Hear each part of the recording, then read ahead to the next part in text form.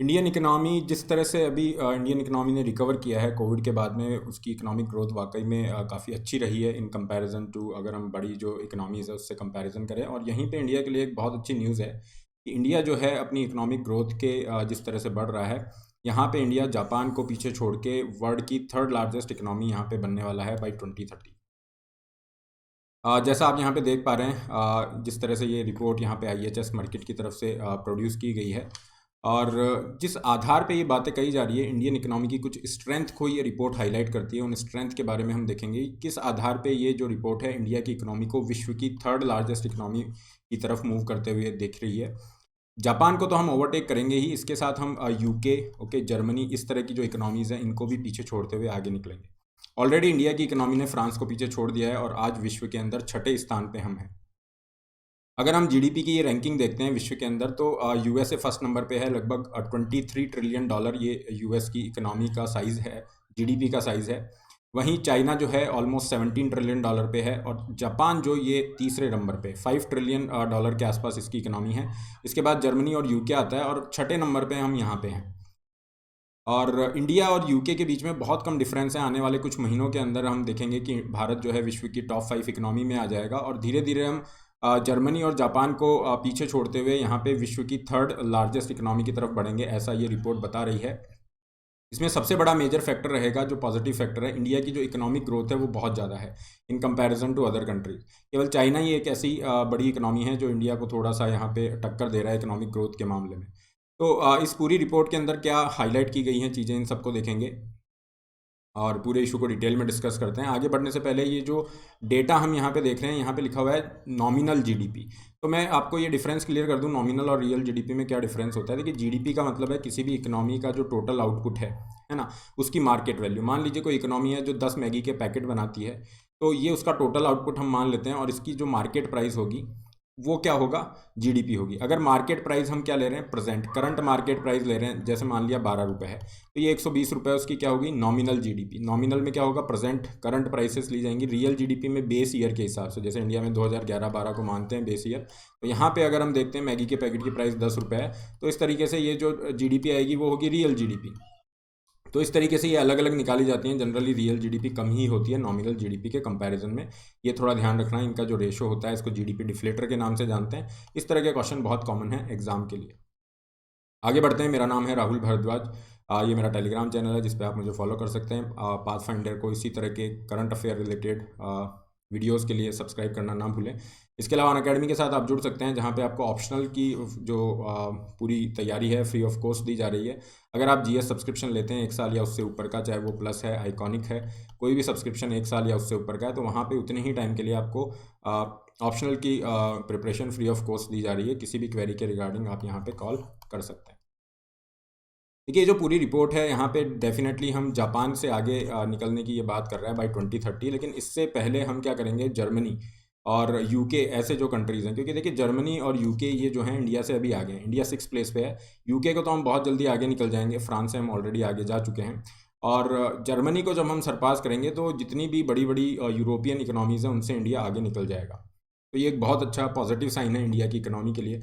India के जो long term growth projection है उसकी तरफ ये चर्चा कर रहा है।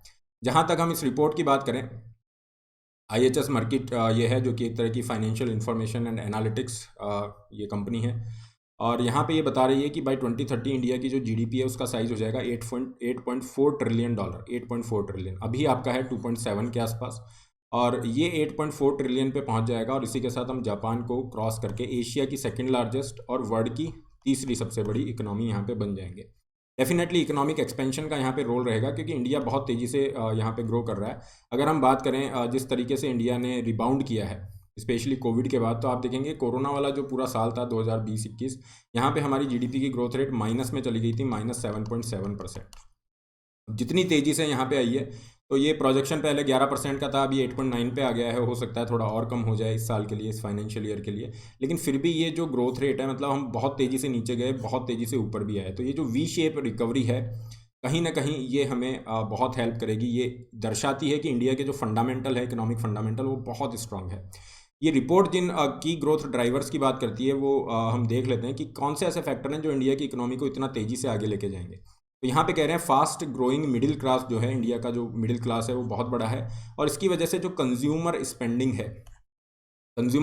है, मतलब कंजम्पशन पे जो एक्सपेंडिचर होता है ये डेफिनेटली बढ़ेगा। और जहाँ तक हम जीडीपी कैलकुलेशन की बात करें तो उसके अंदर लगभग 50% से भी ज़्यादा कंट्रीब्यूशन है कंजम्पशन एक्सपेंडिचर का। तो इस वजह से इंडिया की जो कंजम्पशन एक्सपेंडिचर ग्रोथ है ये कहीं ना कहीं जीडीपी को पुश करेगी। जहाँ तक इंडिया के रियल जीडीपी ग्रोथ रेट की बात करें, ये भी काफ़ी अच्छा माना जा रहा है इस साल के लिए भी। अगर हम देखेंगे तो 8% के ऊपर रहने वाला है। तो इंडिया जैसी बड़ी इकोनॉमी के लिए ये बहुत अच्छा इकोनॉमिक ग्रोथ रेट है। और इसके अलावा और जो मेजर हाईलाइट हैं यहाँ पे, देखिए यहाँ पे ये कहा जा रहा है कि इंडिया जो है एक बहुत बड़े इन्वेस्टमेंट डेस्टिनेशन के रूप में उभरा है, इसके अंदर कोई डाउट नहीं है। जिस तरीके से इंडिया के अंदर एफडीआई इन्फ्लोज आ रहे हैं पिछले कुछ सालों के अंदर, स्पेशली हम देखते हैं कि 2015 के बाद से जिस तरीके से इंक्रीज़ हुआ है एफडीआई, वो काफ़ी देखने लायक है। बहुत बड़ी बड़ी जो एमएनसीज हैं इंडिया में इन्वेस्टमेंट यहाँ पे कर रही हैं, क्योंकि उनको लार्ज टर्म के अंदर, लॉन्ग टर्म के अंदर जो ग्रोथ प्रॉस्पेक्ट यहाँ पे दिखाई देते हैं वो काफ़ी अच्छे हैं। इसके अलावा इंडिया का डिजिटल ट्रांसफॉर्मेशन देखने लायक है। अगर हम बात करें बाई 2030, तो ये रिपोर्ट मेंशन करती है कि इंडिया के अंदर 2030 तक लगभग 110 करोड़ लोग इंटरनेट यूज़ कर रहे होंगे। तो ऑलरेडी नीति आयोग ने भी ये कहा है कि इंडिया की डिजिटल इकोनॉमी का साइज़ बाई 24 $1 ट्रिलियन हो जाएगा। तो ये डिजिटल ट्रांसफॉर्मेशन कहीं ना कहीं एक बहुत बड़ा फैक्टर रहेगा इंडिया का जो राइज़ है इकोनॉमी का उसके अंदर।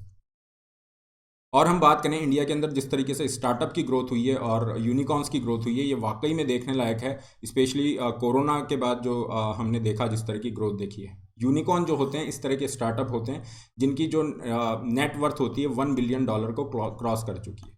तो अगर हम देखते हैं अभी तक इंडिया के अंदर 83 जो है स्टार्टअप, ये जनवरी का डेटा है जो फाइनेंस मिनिस्टर ने दिया था कि 83 इंडिया के अंदर यूनिकॉर्न्स हैं।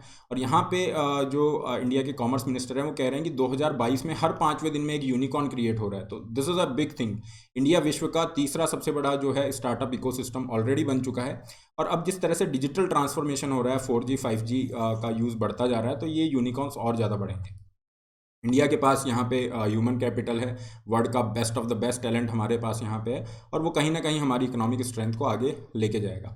जहाँ तक हम ग्रीन एनर्जी की बात करें, यहाँ पे इंडिया एक लीडर के रूप में उभर रहा है। ऐसा कहा जा रहा है कि जिस तरीके से आज ऑयल सप्लाई जो होती है उसके अंदर जो मिडिल ईस्ट का रोल है, आने वाले टाइम में जो फ्यूचर का फ्यूल है वो ग्रीन एनर्जी या हाइड्रोजन की हम बात करें तो इंडिया ग्रीन हाइड्रोजन के अंदर इस तरह का प्लेस अपना बना सकता है। इतना पोटेंशियल इंडिया के पास है।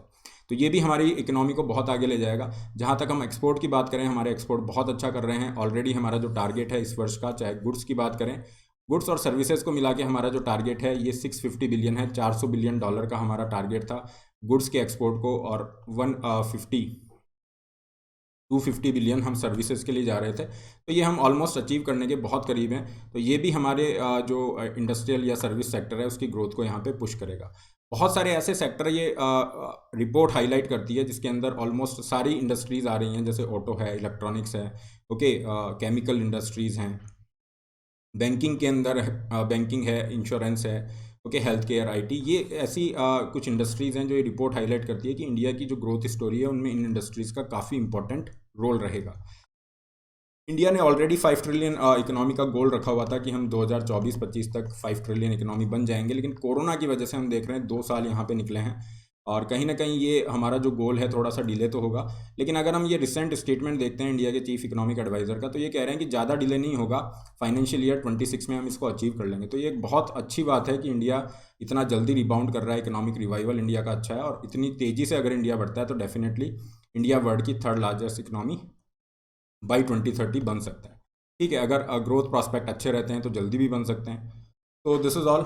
PDF of the session will be available on this Telegram channel. इसके अलावा अनअकैडमी की तरफ से अनअकैडमी स्टोर ओपन किया जा रहा है, जहाँ पे आप अनअकैडमी के प्रोडक्ट्स को एक्सपीरियंस कर सकते हैं। 12 मार्च को ओल्ड राजेंद्र नगर के अंदर ओपन होगा। 27 मार्च को नेशनल स्कॉलरशिप टेस्ट कंडक्ट किया जा रहा है। फ्री टेस्ट है स्कॉलरशिप के लिए, इसमें आप पार्टिसिपेट कर सकते हैं। अनअकैडमी के साथ आप जुड़ सकते हैं पूरी प्रिपरेशन के लिए। अभी आपको GS सब्सक्रिप्शन के साथ में ऑप्शनल की जो प्रिपरेशन है वो फ्री ऑफ कॉस्ट दी जा रही है। Use the code RBLive to get maximum discount and personalise guidance. Subscription link description box में दिए गए हैं, अपनी नीड के अकॉर्डिंग प्लान चूज कर सकते हैं। Put the code RBLive to get maximum discount and personalise guidance. Similarly you can go for Iconic. ये आइकॉनिक की फीस स्ट्रक्चर है। आइकॉनिक में आपको पर्सनल कोच, लाइव मेंटरशिप के बेनिफिट मिल जाते हैं। इसके अलावा ऑप्शनल की फ़ीस यहाँ पे मेंशन है। 0% EMI पे आप लोन ले सकते हैं। नए बैचेस 16 मार्च से स्टार्ट हो रहे हैं, इनमें एनरोल करके सिलेबस पूरा कर सकते हैं। This is all. Don't forget to like, share, subscribe. All the best, have a great day.